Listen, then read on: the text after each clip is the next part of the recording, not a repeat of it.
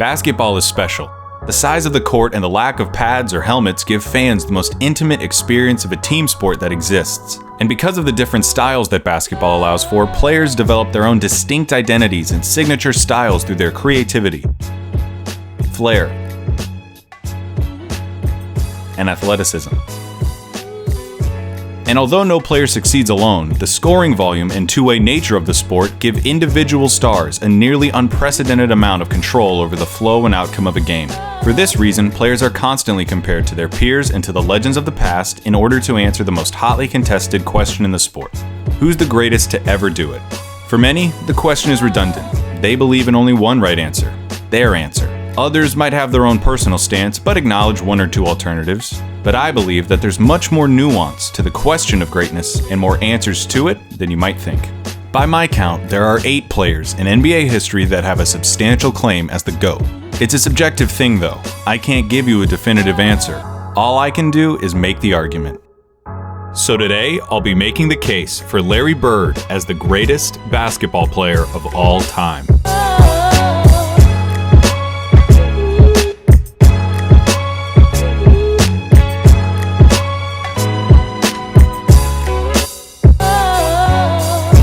When it comes to basketball, Larry Bird is the smartest, clutchiest player to ever play the game. Now, if you don't think that Larry Bird is the greatest basketball player of all time, you probably hate that I just said that.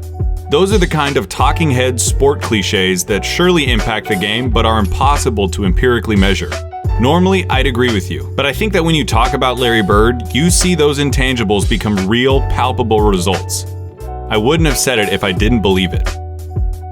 When Larry Bird was drafted by the Boston Celtics in 1978, the NBA needed saving. Attendance was in the toilet, the league had few marketable stars, cocaine addiction had several players in its grasp, and most damning of all, playoff games were being tape delayed.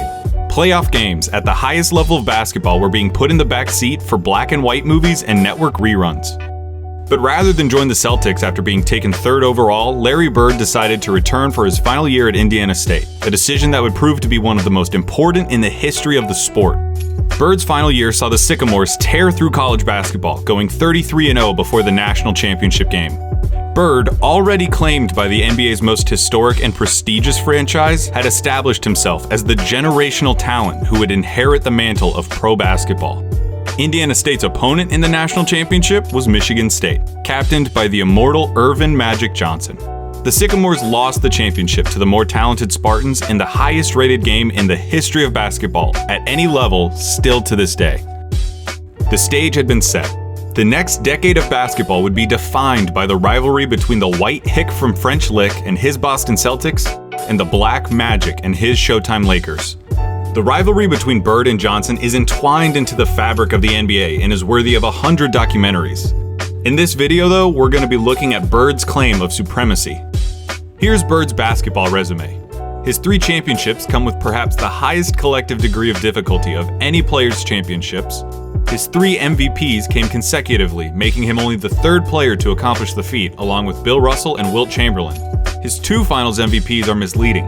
He was absolutely the best player on the '81 Celtics, but he was only a sophomore, and his 15 points per game in the finals gave the media an excuse to exact a little vengeance on a legendarily difficult interview. His All-Star and first-team selections also come with the caveat that Bird only played for 13 seasons and missed all but 6 games of the '89 season following surgeries on both feet. I can hear you already. A 13-year career, and this guy is supposed to be the GOAT? What color of paint are you huffing, Clayton? Green, obviously. But hear me out. Yeah, Bird's career lasted about 2/3 as long as it should have. But what he did in that time was so impressive and so substantial that every basketball fan acknowledges that he's in the conversation as the greatest ever. Doesn't it matter that those 13 years saved professional basketball, delivered a disproportionate amount of memorable moments, defined the golden age of the league, and produced a career by which all other forwards, before or since, are measured? Bird squeezed every drop of talent out in those 13 years and made it seem more like 30. He didn't just leave his fingerprints on the game. He left so much of his DNA in the sport that it needed a cigarette afterwards. There's something to be said about the candle that lasts half as long but burns twice as bright. Those 3 MVP years stack up with any other run by any other player. I will put an A+ Larry Bird season up against anyone's. What does an A+ Larry Bird season look like? A full box score, a blowout win, a nearly undefeated record at home, and a play style that could only be described one way: white. Larry Bird isn't just a white basketball player, he's the white basketball player. To describe Larry Bird's game is to thumb through the Hoops dictionary and pick out every cliche about white players. Unathletic, great shooter, good fundamentals, the whole thing. The archetype of a white basketball player is Larry Bird, with one exception. He had an unparalleled understanding of the game of basketball, both as a physical contest and as a mental competition. His basketball IQ infected everything he did and catapulted his career into legend. Bird was a complete player. Jerry West called him nearly as perfect as you can get. He was the league's first great marksman. He could contort his body to shoot from anywhere on the court, regardless of the level of defense. He pioneered the art of the dagger 3 and was the founding member of the 50-40-90 club. At 6'9", Bird's understanding of angles and coordination led to a higher rebounding average than Patrick Ewing, and it made him an impressively adept finisher in his younger years.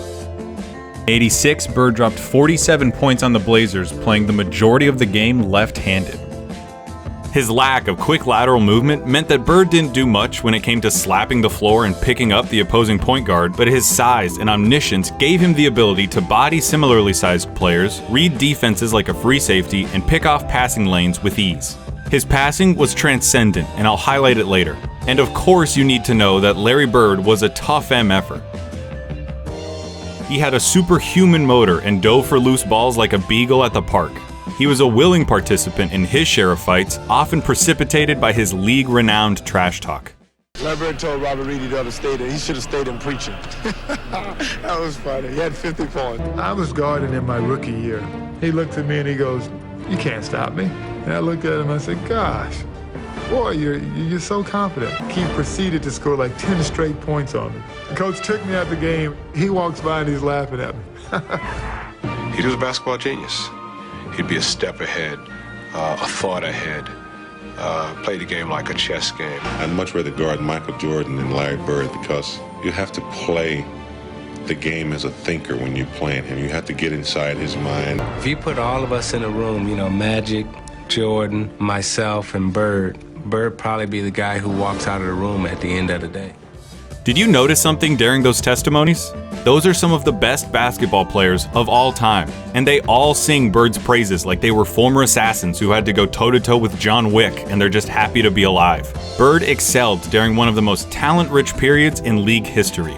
The abridged list of his basketball rivals goes like this: Dr. J and Moses Malone on the Philadelphia 76ers, Sidney Moncrief on the Milwaukee Bucks, Isaiah Thomas, Bill Laimbeer and the Bad Boy Pistons, Dominique Wilkins on the Atlanta Hawks, Bernard King on the New York Knicks, Michael Jordan on the Chicago Bulls, Hakeem Olajuwon and Ralph Sampson on the Houston Rockets, and of course, Magic Johnson, James Worthy, and Kareem Abdul-Jabbar on the Los Angeles Lakers. Alright, there's no point avoiding it any longer. We have to look at Magic versus Larry. If you have Magic over Larry, it's because he has 5 rings to Larry's 3, had a peak that lasted about 2 or 3 years longer than Larry's, and had a 2-1 record against Bird's Celtics in the finals. Perfectly legitimate, completely respectable arguments. But in the interest of making Bird's case, allow me to retort. For nearly the entire decade of the 1980s, the Eastern Conference was irrefutably the more competitive conference between the two. Considering the competition, for Bird to have made 5 finals appearances is just as impressive as Magic's 9. As for the head-to-head record responsible for Magic's 2 extra titles, he had more help. Seriously, the Celtics' Big 3 and the Lakers' Big 3 get compared all the time historically as if they were of equal caliber, but weren't Magic's accomplices just a step above Bird's? No disrespect at all to Kevin McHale and Robert Parrish, but Kareem was the alpha dog on the 71 Bucks and was the best player for at least 2 of the Lakers' 5 titles. James Worthy was the #1 pick out of UNC after winning a championship as the best player on a team that had Michael Jordan on it. Throw in the fact that Magic got to be coached by Pat Riley, one of the most brilliant minds in basketball history, and you could say that the Magic-Bird argument comes down to one thing: luck. So if their careers come down to luck, the question just becomes who you would rather take. Now, I'm not making this video to tell you why you shouldn't take Magic. I'm making this video to tell you why you should take Bird. Not just over Magic, but over everybody. One thing that helps him is the fact that his play would translate perfectly into the league today. A 6'9" sharpshooting forward with eyes in the back of his head who averaged double-digit rebounds in an era against Moses and Lambeer. He'd gobble up boards as a power forward. He'd be an offensive mismatch against everybody as a small ball center, and his off-ball skills and passing would pair perfectly with the flow of today's game. Add in his competitive mania and 3 generations worth of medical advancements, and we're talking about a player who could have stuck around so long they would have had to rename the league. As you've been watching these clips of Bird, I would hope that you would notice something. He always knows where everybody is. Watching Bird play basketball is like watching those monsters from A Quiet Place that know where you are if you make any noise at all. Bird had a level of clairvoyance that bordered on the unnatural. In '85, he ended up 1 steal away from a quadruple-double after playing just the first 3 quarters. His passing was famously infectious and helped transform the Celtics of the '80s into an ideal that basketball teams at all levels are still shown tape of. They moved the ball with precision and intent, always looking for better shots and determined to get the entire team involved in the effort. That fact is almost entirely attributable to Bird and his wizardry with the ball. This acumen also helped Bird become the only player with a GOAT claim to transition successfully into other basketball roles after his playing career. In his 3 years as the head coach of the Pacers, Bird won a Coach of the Year award, coached the Pacers to their first and only finals appearance, and gave Michael Jordan as much trouble as he'd ever gotten in his career in the '98 Eastern Conference Finals. After moving into a front office role for Indiana, he won Executive of the Year in 2012, becoming the only person to have an MVP, Coach of the Year, and Executive of the Year award. On the court or off of it, inside and out, Larry Bird sees basketball as only he can. That intelligence also lent itself to Bird's defining skill, making the big plays. Remember, NBA players get paid to win games. James Harden is getting paid nearly $40 million this year because he's supposed to help the Rockets win games. Victory can be achieved in a lot of ways, and the win column doesn't care how it happens. As Mark Sinclair once said, It don't matter if you win by an inch or a mile. Winning's winning. but when your team is down 1 in a crucial playoff game with 8 seconds left, and you need to hit a shot to stay in the series and keep your season alive, that's where players really separate themselves and earn their money. Love it or hate it, it's the players that come through in the big moments that live forever in our memories. Some players, for whatever reason, were never able to do it consistently. Some players were truly outstanding at it. Larry Bird was the best at it. Goes baseline, throws it up, man. Larry Bird did it again. He did it again. Oh my goodness. He did it again. I'm not going to give you the stats about his field goal shooting under 2 minutes with a score that's this close, or tell you who has the most buzzer beaters, or any of that. Take that for data. I'm just going to show you clutch moments in clutch situations. 1985 against the Blazers.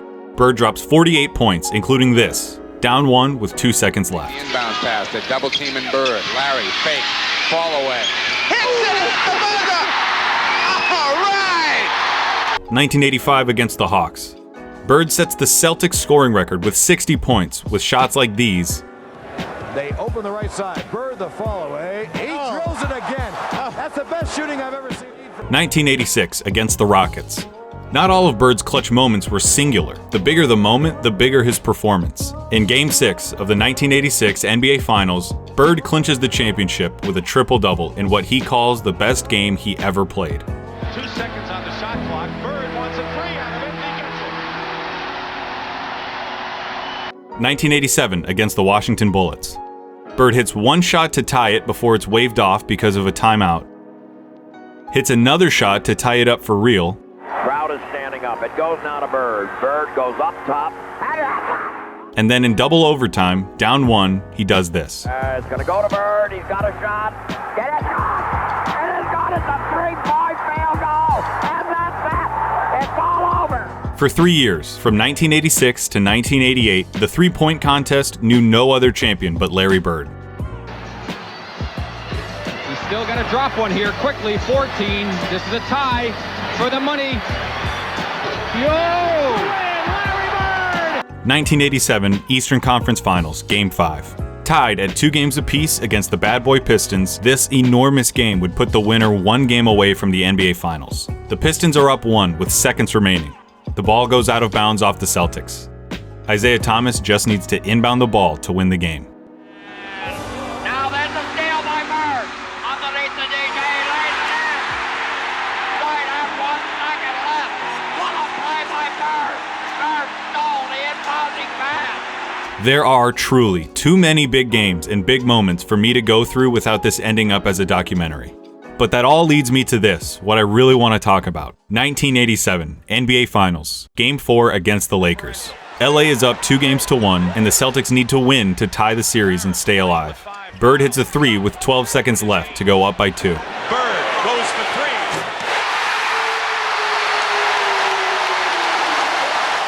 3. Kareem comes down and gets fouled with 8 seconds left. He makes the first, but misses the second. LA ends up with the ball with 7 seconds left, down 1 point. In the low post, being guarded by Dennis Johnson. Byron Scott is in the ball game now. Magic hits this, the baby skyhook. Magic with a hook shot, scores with 2. 2 seconds left, down 1. Dennis Johnson on the inbound. Bird fires it. What do you think happens? I bet it wasn't that. When I paused the tape and the ball was hanging in the air, you thought it was going in. Bird thought it was going in. Magic thought it was going in. I've seen this game before, and I still think it's going to go in. But it didn't. Pat Riley said it himself. We got lucky. And that, a missed shot in the NBA Finals, is why he's the clutchest. Because after he makes the big plays, has the big games, hits the big shots, time and time again, you expect him to hit every shot, to win every game. And in those fleeting moments when he doesn't, when he looks like a mere human, when he looks like everyone else who tries to do what he does, you just can't believe it. That's what Larry Bird did. He made the big plays so often you thought he was going to make them every time. He helped turn basketball into a global phenomenon, paving the way for every Michael Jordan, Kobe Bryant, or LeBron James who comes through our lives. He played basketball in its purest form and captained a team that is consistently ranked among the greatest of all time. He has the second highest win percentage in the history of the NBA, behind Magic by less than 0.5%, about 10 games. He was the complete package, a player with no holes in his game whatsoever. They called him Basketball Jesus. He didn't get that name without doing something extraordinary. He saved basketball. And he did it by playing it better than anyone else. Here's Magic at Bird's retirement in 1993. Larry Bird said that there would be another Larry Bird one day. And Larry, there will never, ever, ever be another Larry Bird. To the greatest basketball player ever, but more important, a friend forever.